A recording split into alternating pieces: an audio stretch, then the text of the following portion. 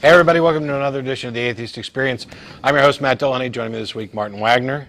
Swapping dates with Jen and throwing off everybody who looked at the calendar there. He did that on purpose. Yeah, it was cool. We are a live public access television program. Today's Sunday, November 21st, 2010. I'll make the announcements as short as possible because we want to get to live calls. As a matter of fact, we'll get the number up for you. And for those of you who are used to watching the show, when we were in the smaller studio and before the shrinking of the show down to an hour, the telephone number's changed as well. Somebody's already found it because the light's already blinking. But if you want to find out more about the Atheist Community of Austin, the sponsors of this program, you can go to www.atheist-community.org.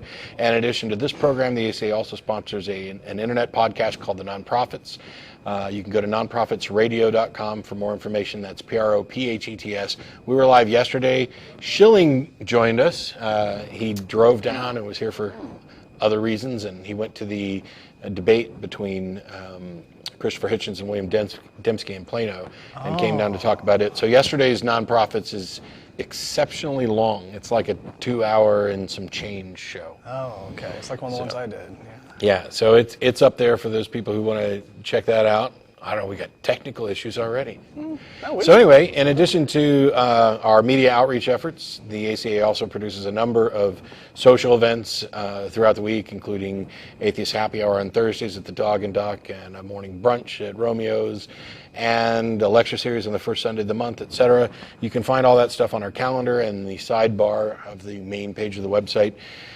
And after this program's over, everybody involved tends to get together and go to Threadgill's. Everybody goes, not go.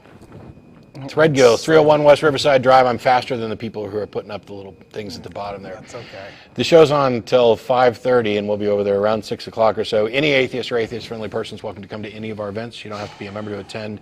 But if you're coming down to preach, proselytize, or provoke, please don't. Just pick up the phone, which also starts with a P, and give us a call. And we can go ahead and put the number up for people. I know we've got at least one person on hold. One quick announcement for people in the Austin area. We are restarting Godless Gamers in the very near future. For those who aren't aware, this is an activity the ACA used to do that we had to put on hiatus for a while because we didn't have a location for it. Where anybody interested in playing board games, and some of them are deep strategy games, some of them are card games, some of them are party games. Whatever anybody wants to play, really. Yeah, whoever shows up picks out what games they're going to play. We're going to start doing that again at our house, and what I need to know is if you're interested in doing Godless Gamers on Monday nights, that's when we'll be doing it, feel free to give me an email. You can either use the TV at atheist-community.org, but it'd probably be better to use the president at atheist-community.org, because that way I don't flood the TV list with people wanting to play games. So. Yeah. All right. Welcome, Martin. Thank you very much. All 4 lines are now flashing. Well, so. I think it's, you've had a very busy week, and I think maybe some people want to talk to you about it. Oh, I don't know. This is about something else already, but we can get started if you're ready. No, let's do that. All right. Yeah, We've got Dan in Detroit. How are you? Great, Matt. How are you? Fine. Good. If I knew Martin was going to be on, I would have gave my name as the King of Pimp. I had no idea he was going to be there. It was some show. Anyway, Matt, I was just calling to update you on something. A little while back, you had a caller. They claimed to have psychic abilities. And I think you and Jeff were hosting that day, and you told them to contact the James Randi Foundation. Yeah. Okay. Well, one night, just looking around, I was looking at the James Randi Foundation, and number 12, like under the rules to qualify, you have to be famous. You have to have a media presence and also a signed letter by an academic, so it's not open to the general public. Sure. It is kind of, I mean, it used to be open to everybody. This was a change, and they changed it because there are just too many people that we're essentially wasting time on. Any Yahoo who claims I can, telepathically make my flowers sprout pixies or things like that. So this requirement doesn't really limit anybody. I mean, if somebody can actually do what they say they can do, it should be pretty trivial to get a news story done about it or some other kind of press. It's just because we have 6 billion people on the planet and we can't possibly expect them to. We want to filter out to the best possible claims, and those that have media coverage are the ones. Yeah, agreed. Like if Yuri Geller came around again, as soon as they get that well known, Sylvia Brown, Yeah, it doesn't have to be. I mean, you don't have to be super well known or anything. It's just the specific restriction is they must satisfy two conditions. They must either have a media presence, which means being published, written about, etc., in regard to their claims and powers, and they must produce at least one signed document from an academic who witnessed it. The number of academics who are willing to sign shit saying that they saw something amazing is overwhelming. Higher than you would think. It's the reason why we have all these, woo claims about alternative medicines. Yeah. Yeah, because academia I pays. imagine I could walk downtown and find a doctor that'd sign almost anything I wanted right now. Academia pays so much. Appearing on Oprah pays a slightly different grade. Yeah. So cool, but yeah, thanks for that clarification, because it's not like anybody can just call now. You'll have to actually do a little bit of legwork and make some kind of demonstration before you can fill out the application. So. All right, thanks, guys. Hope to see you in a couple years. I'll make a trip down to Texas. Great, thanks, Dan. Thanks. Bye-bye. Bye-bye. We've got Jacob in Chickasaw, Oklahoma. Hello. Am I good? You're good. You're on. Okay, cool. Well, I've kind of grown up in Christian society my entire life. I went to school at a private school in Norman, and now I'm in college, obviously, and I've kind of discovered this whole secular life, right? Right. And beforehand, I've been engrossed in this Christian culture, and I've had to kind of learn how to deal with other people differing from my opinion. And it's been a really complex friendship. Well, So I've approached this a many number of ways. Argumentation never really worked for me. So I'm confused. Which side of the yeah, that's what I was wondering. Like friendship are you on? Yeah. Oh, I'm the atheist side. Oh, Okay. And you're having trouble relating to Christian friends. I heard you guys' thing about skepticon and confrontation versus Accommodation. accommodation. And I'm kind of in between on this because I haven't really been exposed to a situation where argumentation really works. Wow. Yeah. It's okay. Here's the best thing I can tell you, and that is when I have conversations with people on the phone here, it's one sort of environment, and it's generally dictated by the tone they take or how willing they are to have an honest discussion. If you watch, like on Tuesday, I did a formal debate at the University of Maryland, Baltimore County. Thanks, guys. That was awesome. And that was a different forum. And so there was a different style there. There was no reason, and it wouldn't have been productive to get anybody's face. I also have friends and family member who are theists of one stripe or another, or who disagree on something at some point. And there's a different style for that. I mean, the situation dictates what is or isn't appropriate. Now, my family, for the most part, we just don't talk about it anymore. And it's primarily because they're uncomfortable and ill-equipped to deal with the responses that I give. And so we just tend to avoid the religion subject pretty much as possible. I don't have a lot of close Christian friends outside of my family. There are a handful of acquaintances and there's a couple of close friends, but they're kind of liberal, moderate, nondescript. The subject of religion doesn't really affect anything about their life or our interaction. So how to do it, I mean, I find it very difficult to believe that I could be a really close friend with somebody who's a fundamentalist. There's just such a strict, what do we have in common? Yeah. And if you can find what you have in common, that's of course what I'd say build on. Yeah, and it comes down to also a matter of if the problem that you are experiencing is that you're finding it difficult now to just converse with maybe friends you've had for a long time who are still Christian and you're no longer Christian, or maybe you're meeting new people in your college environment who are Christian and you're just trying to figure out how to communicate, and treat it like any sort of ordinary conversation. Start by asking one another questions. Just leave it as a very open and unthreatening exchange, whereas argumentation, you're immediately jumping into some sort of, well, da-da-da-da. That may not necessarily be the sort of thing that most people would want to find themselves confronted with if you're like, whoa, hey, I'm just talking, right? Yeah, so, you're totally right. Yeah, so somebody, just so if you have a Christian that you know at school or somebody that you've known from your past, and and they're just like, well, why don't you believe in God? And then you can answer, and then you can ask them, well, what is it that you believe that you find, and why do you believe those things? That's always, I think, a very good one. I think that's a bit too direct, personally. Yeah. I think that this needs to be a little bit more cloak and dagger. You need to be exposed in their daily life, and you kind of need to modernize them. Yeah, and again, I mean, it's like it doesn't really have to. I mean, if it has to come up, if this is just a subject that they really want to discuss with you, then it's, as Matt said, your situation is going to determine how that conversation flows. I don't think that you should maybe go into these conversations thinking that, oh, I have to structure this somehow differently than if we were going to discuss, what was on, television last night, or what happened in the news this morning, or what have you, if you want to make it a general topic of conversation. And that, I think, in a lot of ways, can create a very comfortable, neutral environment where religion just becomes another aspect of your life experience that you can talk about, in addition with other things. And I try to treat it like a music discussion or maybe an art kind of thing. Well, I'd be careful about turning it into something that's just a personal preference, like whether you like blue versus purple, because that's not what we're talking about. Yeah. In fact, we're those talking aren't about claim issues. the nature but of in order reality. To make it non-confrontational. Mm-hmm.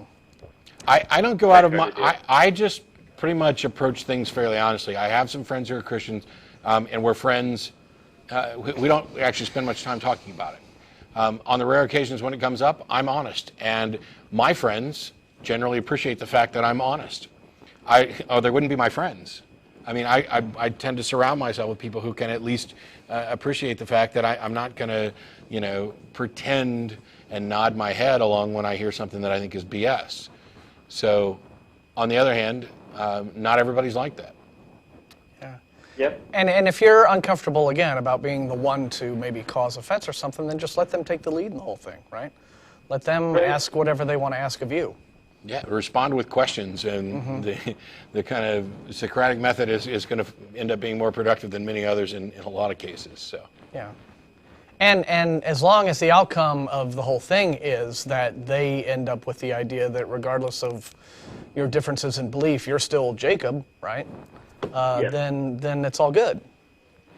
And that's probably the easiest way to sort of defuse any way in which they may feel threatened. Or uncomfortable with just the topic, or uncomfortable with you because suddenly they realize, oh, he's not a believer anymore, and that makes him different somehow. And that doesn't really make you change different. of perspective. Yeah. It can totally change the nature of the relationship. Yeah. And on that note, Jacob, there's actually another caller who may have another take on this. So unless you had a follow-up, I'll go ahead and jump over there and we'll find out what they had to say about this. My last word is, wow, this is really quick, how the dialogue is. I really wasn't prepared for that, but thank you for taking my call. Well, I'll slow down a little bit, but you're very welcome. And part of it's because we're rushed because of the new format. So, but thanks a lot for calling. Take care. Bye. Yeah, as a reminder, the show's been knocked down from 90 minutes to an hour. So it has. We're doing what we can to get as much in, which is why, when Martin's here, we don't bother with the topic. We just go straight to calls. Well, I'm just lazy, though. And the biggest problem is actually for me to figure out which camera to look at now, which I've messed up about 20 times in the past few minutes. But we've got Hunter in Williston. Am I on? You're on, Hunter. Hey, guys. It's great to get through. First-time caller. Recently, big fan of your show. Thanks. Like what you guys do. Thanks much. I had a couple of quick questions maybe could resolve quickly, and then one kind of idea that me and my friend were tumbling around. The first question I have is about agnosticism. It seems to me when I hear agnosticism, it's more of a religious view as far as I can't prove God, therefore I don't believe he exists until he's proved. And my perception of it was before is more of a philosophical argument saying God, the idea of God can't be proven, and that's the only position. That's my take on agnosticism. God, because of his definition, he can't be proven, but you could still be Christian or atheist or theist and be agnostic at the same time. Okay. Am I correct? There's theism and atheism tend to relate to what you believe or say you believe, and Gnosticism and agnosticism tend to relate to what you know. But knowledge is a subset of belief. It's a confusing mess. I find there's different categories of agnostics for different reasons. Some of these are, I've already talked. You'll find a clip where I've railed against a particular type of agnostic. My thing is, I don't hold to the idea that that some would say that God is that there's no way to prove this. Mm-hmm. Now, for many of the gods and many of the claims about gods, they are by their definition untestable or unfalsifiable, and therefore, yeah, you're never gonna get there. So it's not so much this issue of not being able to prove it that bothers me. It's the issue that a lot of agnostics present, where they claim that you could never know that this is something that, and that is an assertion that I don't see the justification for. It's one thing to say we don't know. It's a whole different thing to say we could never know. Yeah, because that's an unfounded claim itself. Yeah, when they use that to say, well, I'm not an atheist because I'm an agnostic. Yeah. It drives me crazy because there's a great big error there. And those people tend to use the word agnostic simply because they are afraid of the word atheist. There's something about that scares them. Right. And so they're, so one of my friends described to me as an agnostic is an atheist with a foot in the door. And that's the kind of agnostic that we tend to come down really hard on. The long and short of it is that, yeah, you don't have to claim knowledge of a thing to decide that you believe it may be true or believe it may not be true.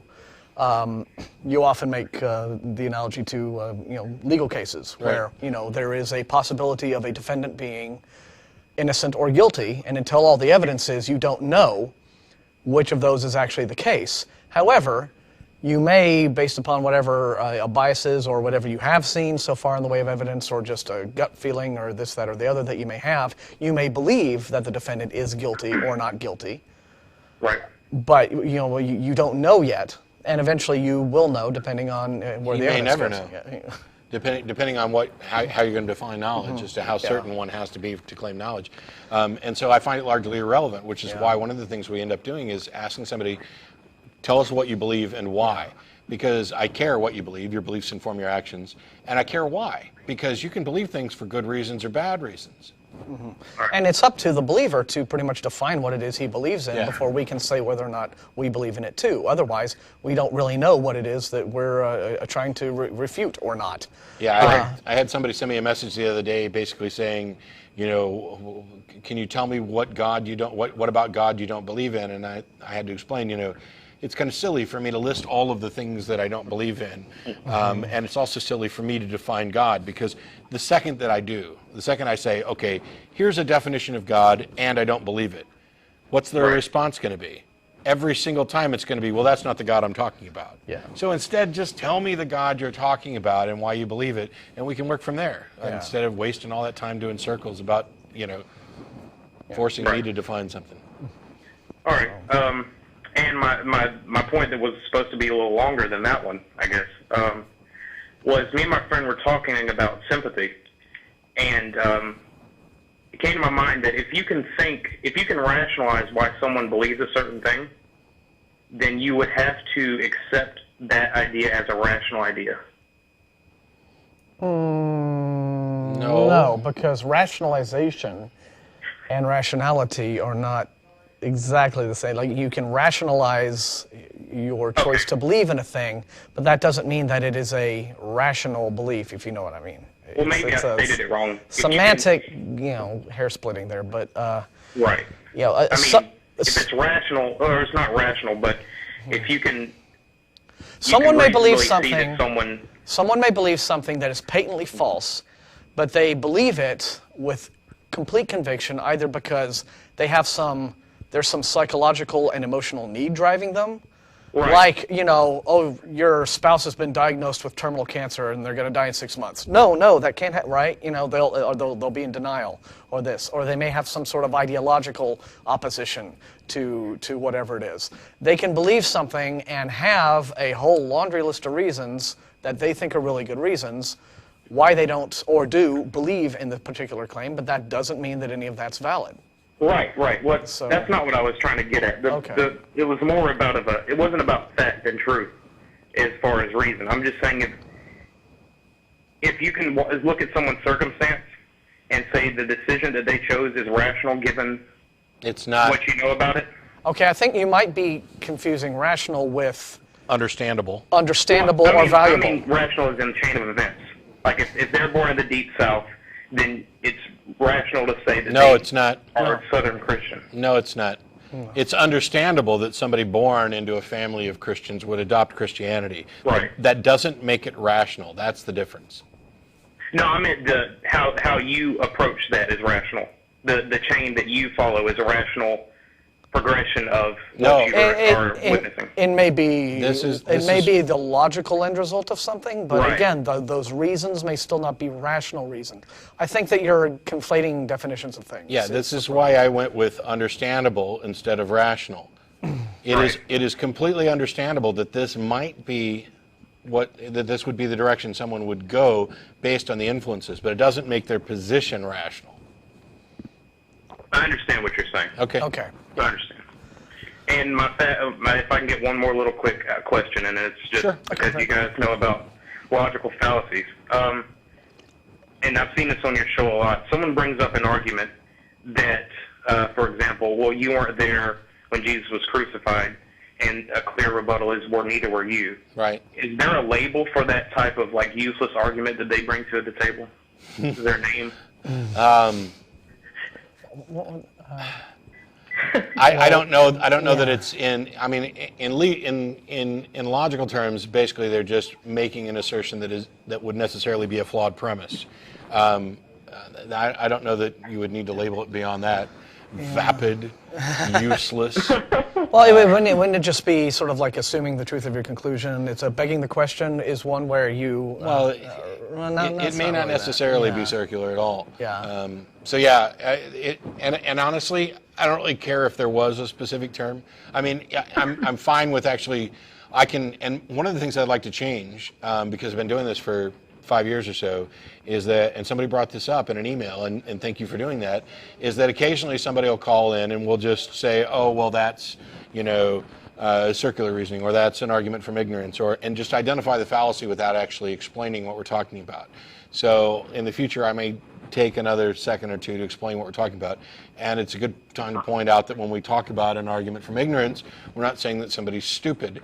The specifics of an argument from ignorance are such that because you cannot demonstrate that I'm wrong, therefore I'm justified in believing that I'm right. It's the you can't disprove God thing. It's because we as the human race are ignorant of the facts about a particular thing. Therefore, I am justified in just making up my own solution to this thing. No, but the you weren't there could be a non sequitur. It's yes. Yeah, because it's got nothing to your presence at a thing. It has nothing to do with whether or not the thing actually happened or not. It won't be a non sequitur because that would apply to the conclusion. But now I'm nitpicking. All right. Well, but it's a flawed premise to say you weren't there, therefore you can't say anything about it. It's just nonsense. Right. Well, that's the only questions I have because I generally agree with pretty much everything you guys say. So then you're generally right. We like you. Yeah. Well, thanks, and I'll try to give you guys a call again if I get another topic to talk about. All right, great. Take care. Thanks a lot, Hunter. Okay. We have full lines. Almost full because Hunter left the gap. Which is it going to be 1, 2, 3? Nope, not quite full yet. The number's up. As a reminder, after the show's over, we get together and go to dinner at Fred Gill's, 301 West Riverside Drive. We're only on for like 35 more minutes. That's how fast this show goes. So we're just going to keep on trucking. So we should keep on keeping on. By the way, I do want to mention, even if we don't actually get around to talking to it in detail, The debate that I mentioned that I did on Tuesday at UMBC is available online, and Martin was kind enough to, at atheistexperience.blogspot.com, there's a thread about it, which is, I don't know, got like 200 comments on it now. Yeah. And then Catherine But it's still Blackwell, going, yeah. Catherine, who's been great, who's been a giving us workhorse. the embed codes and everything, yeah. It's so the entire playlist is now up there in all 9 parts, and you can see the good, the bad, and the ugly from both sides. Yes, and boy, the ugly is pretty ugly. Well, you know. I mean, that guy was a piece of work. So we got Lee in Richmond. How are you? Hi guys. Longtime fan. I'm a former Southern Independent Baptist preacher turned atheist. You got the accent for it. Yeah. Now I'm a libertarian, and I do find myself to be kind of an outcast in my own community, especially in And the deservedly so. No, Well- I'm teasing. Yeah, believe me. There is a politically correct way that a lot of atheists are tiptoeing around Islam these days. Most of the Are they? broadcasters are really, they'll attack anyone who comments against Ayan Hirsi Ali. She's one of the most bravest people in the world. Hey, in my Lee? opinion. Huh? I'm wondering, you said there were atheists are tiptoeing around Islam? Oh, definitely. Like who? Yeah, who's doing that? Well, I mean, I heard the nonprofits recently, and they're talking about the Ground Zero Mosque issue, and That would have been I mean, they were going right after. I mean, they were attacking pretty firmly. And Sam Harris. Ignorant Tea Partiers. Hang on a second. They must be. That's what they must be. Because that's the only people in the world who could possibly oppose this mosque. Hang on, Lee. Let me explain, because that was the show that I hosted with my friends Gia and Chris, and Yes. let me clarify what the position was on that, because I think we were extremely clear on the show. We're not fans of mosques or churches or any kinds of religious buildings, but there's a question here of one group's constitutional rights. First off, this is an organization of American Muslims, which you have a right to be in this country, and just like you have your right to be Christian or Hindu or Baha'i or whatever. And if you want to build, if you own property and you want to build a place of worship on it or a community center or what have you, you get to do that. And what we were responding to is essentially this attempt by people who, again, are coming from the Tea Party side, are coming from the far right, who, for one thing, are painting with this very broad brush this whole sort of, Islam was responsible for 9/11, therefore, these are the same people, and they're not really. And that was the point that we were making. It's like when some Christian wacko decides to blow up an abortion clinic, every Christian in that community isn't responsible for that crime. Okay. Yeah, well, Just I can make an analogy on this. Yeah. Now, if Fred Phelps wanted to build a chapel as close as possible to the spot where Matthew Shepard was killed, we'd see through it. We'd call him on it. Atheists, we'd call him the jerk that he is. But there is political we can't say that about Islam. Lee, your analogy is horribly flawed, because in this case, Fred Phelps is an individual Well, let's say the Westboro that you're Baptist Church. directly objecting to, whereas building an Islamic community center blocks from Ground Zero is not the same thing as what you're talking about. And by the way, Fred Phelps may in fact have the right to do that as long as he buys the land. Right. But they have the right to, but hang atheists on. pretty good at seeing through deceptions. Hang on. It does.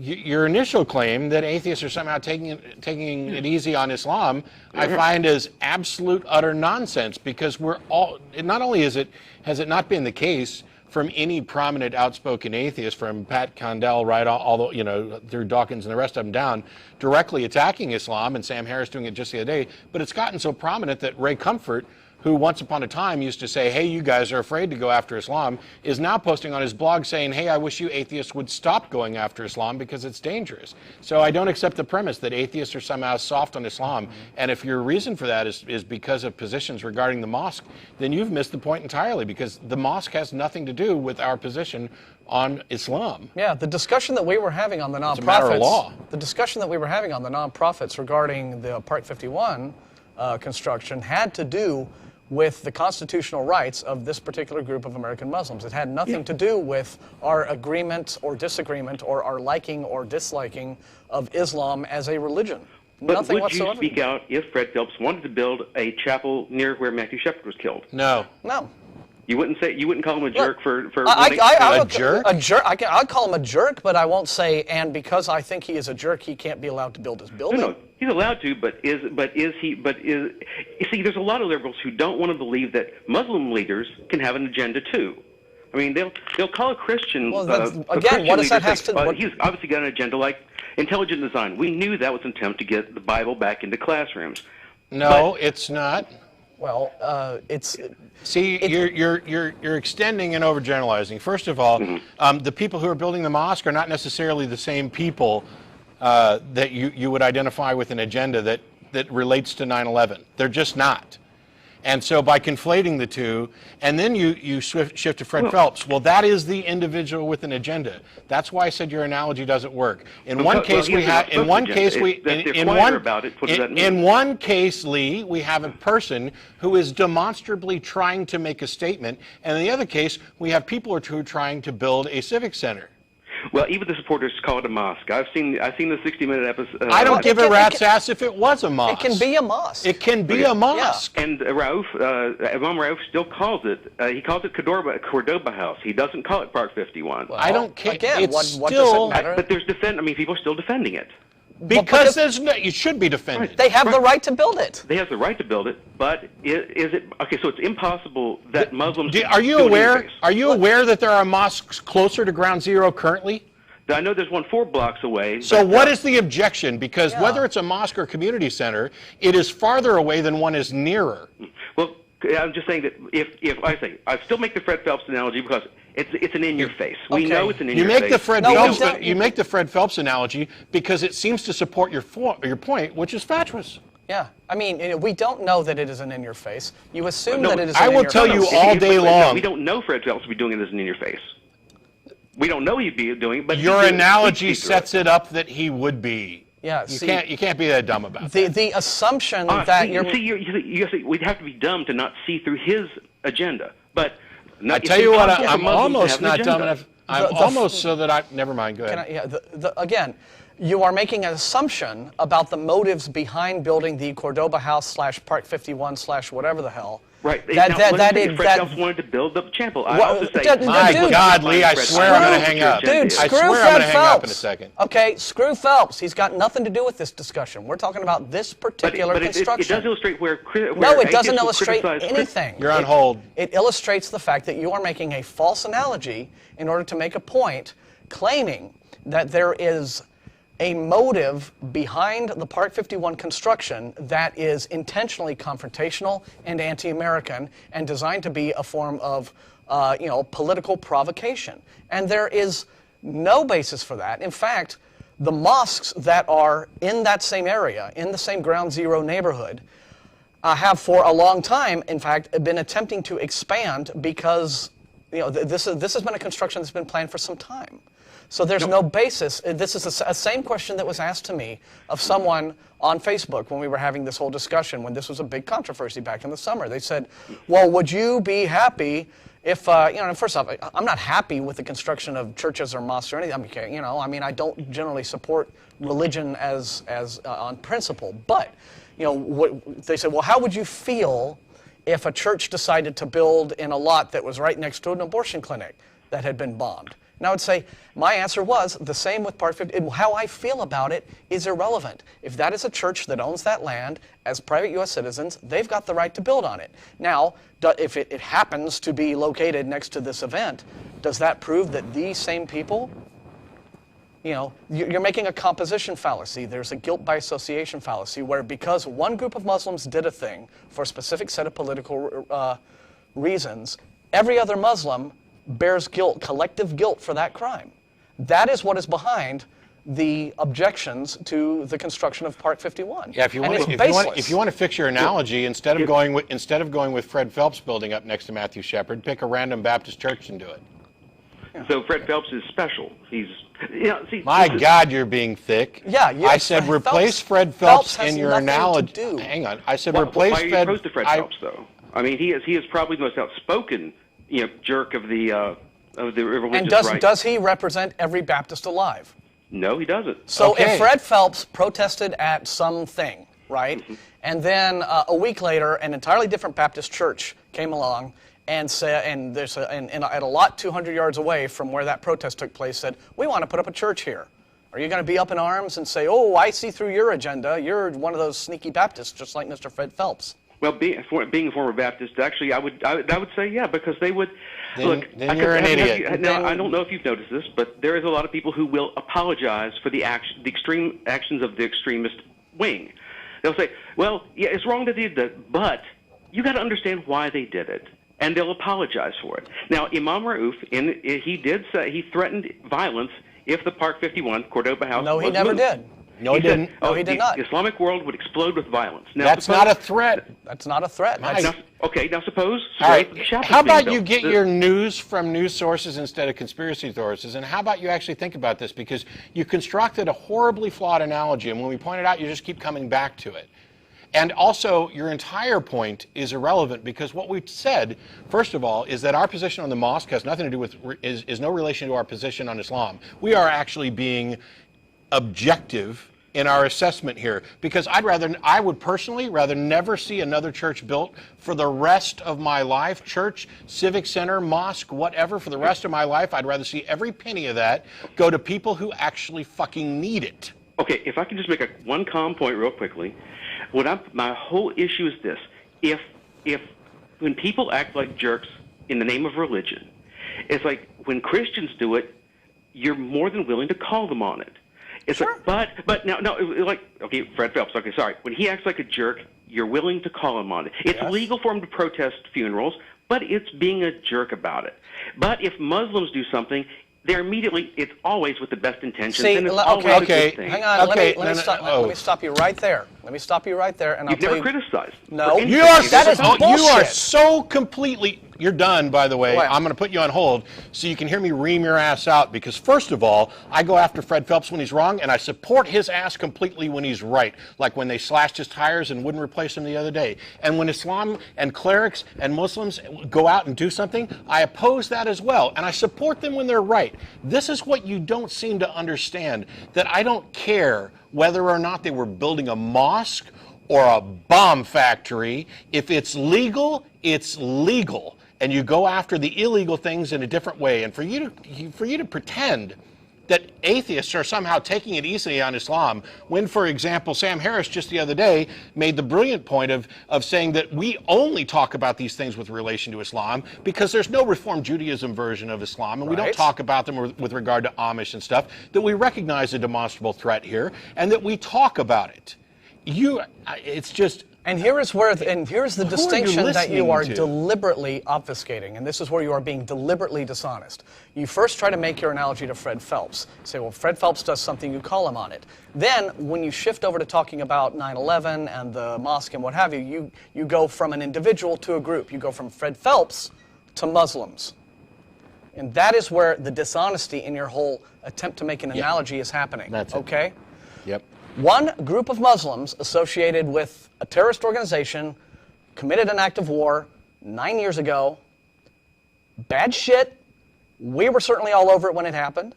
We were very critical, and we have been, if you know anything at all about us, and if you've read the blog, if you've listened to this program, we were coming down on the Taliban and Al-Qaeda and Osama bin Laden and all the rest of it. We were coming down on those guys for all of their crap and their oppression of women and what have you long before September 11th, 01. The problem here is that you have uncritically accepted claims, and when we don't object to what somebody supposedly said, you think that we're taking it easy on them, when instead we're just not idiotic enough to buy into what we're being fed and go around spreading lies about people. The guy did not threaten violence. He talked about the real possibility of violence. There's a difference, and if you don't recognize that, that's part of the problem. And it would be asinine for me to come on here and start saying the stuff that you think I should be saying. And if you don't like it, don't watch. Yes. I don't mind. And again, to claim that we are not willing to criticize a certain group, we are willing to attack a group of Muslims who do a thing. No. And that's the other thing. It's not we're attacking a group. We're attacking ideas and actions that people take. Let's say an organization. Yeah. One Muslim organization, and then when an entirely different Muslim organization decides they want to build a mosque, the fact that we can make a distinction between those two organizations, even though they both do claim the same religion, and the motives between those two organizations? Now, if you have some sort of evidence that, this group building Park 51 is exactly the same group, the Al-Qaeda, they're directly affiliated with Al-Qaeda, and I know that there are a lot of conspiracy theories trying to claim that. But don't come here with some bullshit saying that, oh, well, we're not willing to go after Muslims because you just haven't been paying attention to us, if that's what you think. Or anybody else. I mean, and your argument is... Look at every one of the top atheists. All they've been doing lately is going after Muslims. Yeah. You guys are afraid to go after Islam. Yeah, whatever. Yeah. Next. Again, just do a search for Islam on the Atheist Experience blog and look at some of the stuff I've written. Yeah, next. So anyway, next. We got Kevin in New York. How are you? And sorry for the wait. It's good to get riled up, though. Dylan. Kevin? Yeah, hi. How you doing? Sorry for the wait. That's all right.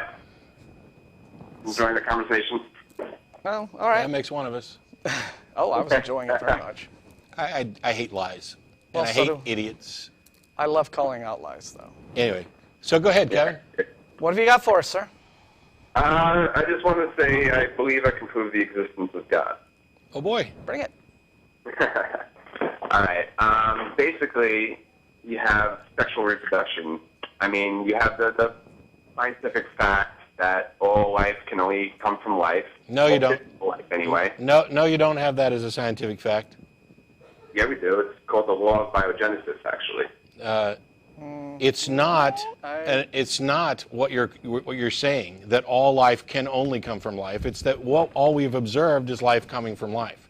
Abiogenesis, by the way, is a field of study that is demonstrated scientifically in the lab that life can come from non-living matter.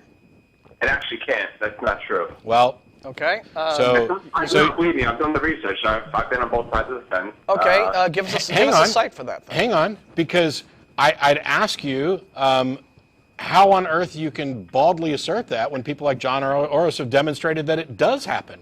I mean, and not just the Uri Miller experiments, which had a different atmosphere from Earth, but still demonstrated that you get the building blocks of life from non-living material. But Oros has done work with this as well. We know that it's at least possible. And not only that, but we know that it had to happen. Yeah, and life is, life is chemistry, really. I mean, it's just... Actually, the Miller-Urey experiment didn't really prove anything. All it said, like you said, it proved that building blocks of life can be formed, but... What's all you need? That's like saying you got a pile of bricks, and that makes... No, it's not like saying that. No. It's not like we ended up with a bunch of Legos and nobody to put them together. We're talking about self-replicating DNA, or RNA in that case. Yeah. That has never been proven in any lab experiment ever. Okay. I disagree with you, but however, even if it hadn't, it doesn't mean... I disagree with something that's pretty much blatant fact. Well, Kevin, again, even if it had never been proven, which is an assertion of yours that I disagree with, it doesn't prove your point. See, just because we haven't demonstrated that life can come from non-living material doesn't mean that it can't. Well, if you go by logic, I mean, let's see, we have so many... If you go by logic, Socrates was a cat. I mean, come on. It's what science works on evidence, okay? Now, right. And just because we don't have particular... Evidence suggests that life can only come from life. I mean, yeah, no, it doesn't. No, Kevin, that's the swan fallacy. There are no black swans because all we've ever seen are white swans. It's a demonstrable logical fallacy, and if it's the building block of your argument for the existence of God, you already lost. Okay, but listen to this. All right. How you can prove? You say the burden of proof is on me, but actually it's on you. No, it's not. Oh, really? Realistically, because you're making a superficial, or not superficial, I don't know the word for it, but... We're saying that we don't believe in your invisible man in the sky. Saying that, the burden of proof isn't on you because you say God doesn't exist. No, Kevin, you're not getting it. If I say to you, God doesn't exist, I have a burden of proof. I've said this 1,000 times. However, you're asserting that God exists, and I'm saying I don't believe you. Where's your evidence? You have the burden of proof because you're asserting a claim. And by the way, Kevin. But in an attempt to demonstrate your case that you have the burden of proof for, you begin constructing a logical argument. And you begin with the premise that life can only come from life. And I reject your premise. Also, you started this call when you called in saying, I can prove. demonstrate that Yeah. God... So you pretty much declared yourself to have Yeah, the burden of proof and the proof. I didn't call you and say, I can prove to you that there is no God. I mean, you called up and you said, I've got some proof to give you. So, at least in this conversation, you've got the burden of proof because you declared yourself to be the man with the proof. All right? But anybody... Stating my proof. You just give me a Yeah, well, chance. because... Give me a No, chance. we Yes, did. because actually I did give you a chance. We and now gave I'm you a not. chance, but we explained why, in our opinion, It's not an your opinion. premise was you It's were not an working from a opinion. false premise. It's not an opinion. Yeah. Your premise has not been demonstrated, and your assumption that life can only come from life is an inductive argument. You've used an inductive argument to reach a premise, and it is a demonstrably flawed one in the same way that the black swan fallacy is. And in any event, if life can only come from life, then you were left with either, again, two possibilities. Biological life, yeah. Yeah, biological life. God's Sort of- biologically alive. Yeah. Then what that means is if we are here as the result of a deity, then you are going to have to go into detail about the mechanisms by which this deity created life. You simply cannot say, well, then this must lead to a deity. No. You have to you have to be ready and prepared to explain the process. Yeah, you're trying to In go what- from a purported effect to its cause Yeah. by way of nonsense. And this is going to require you not merely to propose a God as the answer, but you now have to explain this God. You have to explain, if this God is alive, because life can only come from life, then how is this God alive? And what sort of being is this? Is he bigger than a bread box? Is he alive in the way we understand life? Does he have metabolic processes? Does he take dumps? Does he eat? Does he fart? Does he sleep? Does he have to clean out his earwax? What sort of being is Well, this? no, Where we does don't he live, necessarily. right? You don't necessarily have to know all Okay, that. I'm to exaggerating get to make to the point. But the thing is, at a basic level, you have to explain in what way this being is alive. See, so you're really opening yourself up for a lot more than you think you are. I think that you're just being able to say, well, because science hasn't proven life from non-life, therefore God. As the default. And you seem to think that that's really kind of all you have to do. And no, I think that there's a lot more detail to what you're going to have to... Yes, and it is, by the way, an argument from ignorance. As we mentioned earlier, where you say that because science has not proved that this is the case, therefore my assumption that it's not the case is valid. It's an argument from ignorance. Sorry. And it also gets you to infinite regress, because if God's alive, then some living thing must have... And so on, and so anyway. it's just, it's a big mess. So many things wrong. We've got, is it Hani and Sydney? Yeah, g'day guys, how you going? Good, how are you? Fine, sorry to keep you waiting for so long. Oh, no, that's okay. Can you hear me clearly? Yes, very clearly. Oh, great, okay. Just want to say I love the show, of course. You guys have a little, there's a lot of feedback coming through.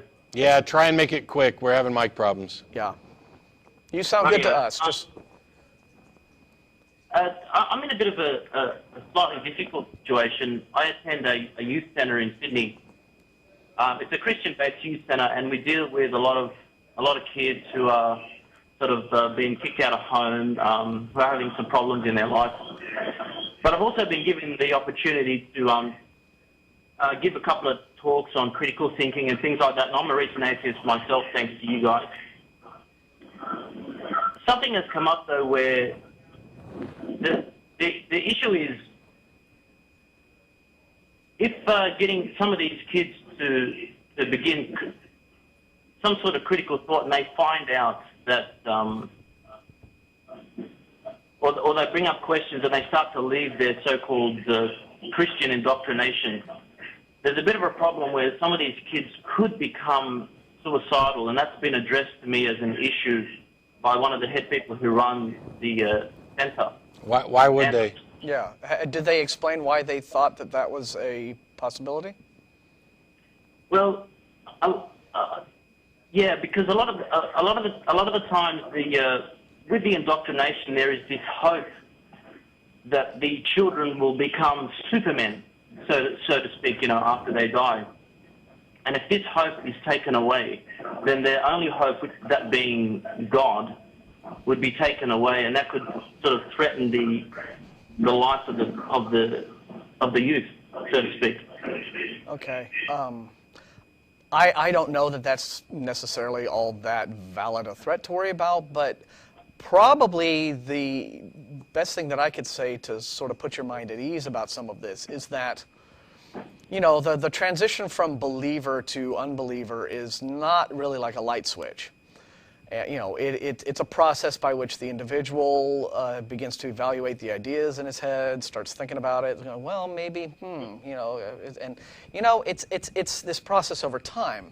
Now, I can see, you know, I can imagine a situation where if you had someone who is this devotee of something, and they had based their entire life and they'd invested their entire sense of self-worth and happiness in believing this thing, right?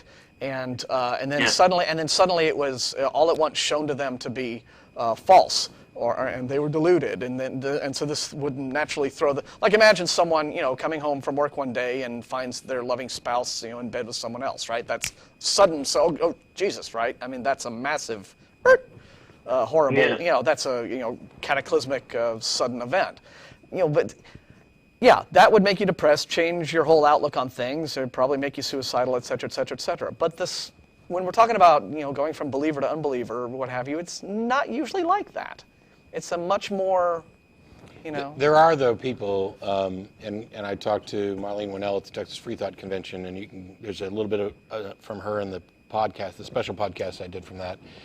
There are a lot of people who suffer serious depression and other issues. She's actually dubbed it religious trauma syndrome, where when they no longer, you know, when they acknowledge their own disbelief, they've essentially are in a position where they've lost their family, their support group, their entire social network, and this is potentially traumatizing. And then there's also the issue of people who, in addition to rejecting the theistic claims and acknowledging their atheism, also buy into existential claims, you know, about, you know, life is now meaningless and why not end it all type of thing. I think that the issue here is complicated. I agree with Martin. I don't think it's incredibly likely that this is going to be a big thing. But those people who do find that they're suffering like this, they need to be, you know, recognized and counseled and assisted by professionals in some cases. And in many cases, it's just a matter of giving them additional information, helping them recognize, for those people who bought into some other type of nonsense, that in fact, life is what it is, and the reward is the living, and living till tomorrow is preferable to dying today, even if 100 years from now, I won't exist and none of this will matter to me. It's like the example that I've used before of I have to eat. I could stop eating voluntarily, and some people would suggest that I should do that for at least a little while. But I could stop eating because I could say, you know, if I eat this sandwich, my body's just going to use up the parts that it can use. It's just going to need more food in a handful of hours, and I'm going to have to get rid of the waste material that I'm not using. And ultimately, in the grand scheme of things, this was just all a big waste because I just got to keep doing it again. And someday I'm not going to eat anyway, so why don't I just stop eating? I think that kind of becomes obvious. The meaning of life, or the meaning of eating, is the benefit that you get while it's going on and for some time after, in the case of eating, while your body's processing your food. But I don't think, I'm with Martin, I don't think this is anything that we need to be terrified of, that there's going to be an epidemic of people committing suicide simply because, you know, someone exposed a delusion to them. Although if it did happen, it wouldn't be, as you said, from the loss of belief. It would be from the loss of friends, family members, you know, the esteem of people who, you know, equate, you know, religious belief with goodness. It would be that loss of structure. But, you know, you can be there. There are other folks around. You know, there's a wonderful Sydney Atheist group out there. Hi, gang. Who are very supportive. So there's nothing about atheism that necessarily leads to I agree. suicide. And so therefore, I don't think that you bear a great deal of responsibility for telling people what you honestly believe is the truth and convincing them of false things. If anything, if we're going to point blame at somewhere for people who end up killing themselves because they've lost this delusion, the blame needs to be pointed where at the delusion that started this. It's like convincing somebody, you're a millionaire, you're a millionaire, you're a millionaire, you're a millionaire, and then they get all hyped up and excited, then they start spending, whatever money, and they go check their bank account, and you go, I was just kidding.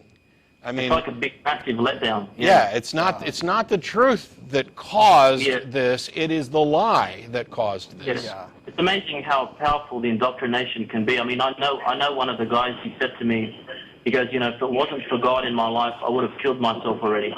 Yeah. But they're taught to think that way. Again, a perfect comparison would be to situations with kids coming out as gay, right? It's not the awakening to their sexuality that throws them into depression and suicidal thoughts. It's being bombarded with hate and anger and you're a horrible, evil, hellbound sinner that they get from other people as a result of that. So again, it's the truth will never, rarely. Well, I won't say never. The truth about yourself rarely hurts you. It's the lies that people tell to hurt you. Agreed. Well, thanks for taking the call, guys. Sure. You've got a growing group of lovers here in Sydney. All right. And if you ever need a new home to come and visit, we've got our first female atheist Prime Minister, which we're pretty proud of. So, welcome here anytime, guys. All right, thanks so much. I do want to come someday. It's a long way to fly. Unfortunately, there's like almost no time at all left. And so, Jordan, you there? Yeah. I can't even let you get to your question, but the question that as it's typed in about your mom addressing your arguments, saying that her beliefs comfort her.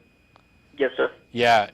The last response applies to that, but also I'd point out that it's somebody could say that a bottle of scotch or shooting up heroin comforts them. Right. If they care more about what's comforting than what's true, that's an issue they're actually going to have to sort out. I think the best thing is probably to point out the benefits of understanding the truth as best you can. And I apologize, but that's actually all we have time for. And show how positive your life is, even as an unbeliever to her. On the new and that she shorter can have show. that too.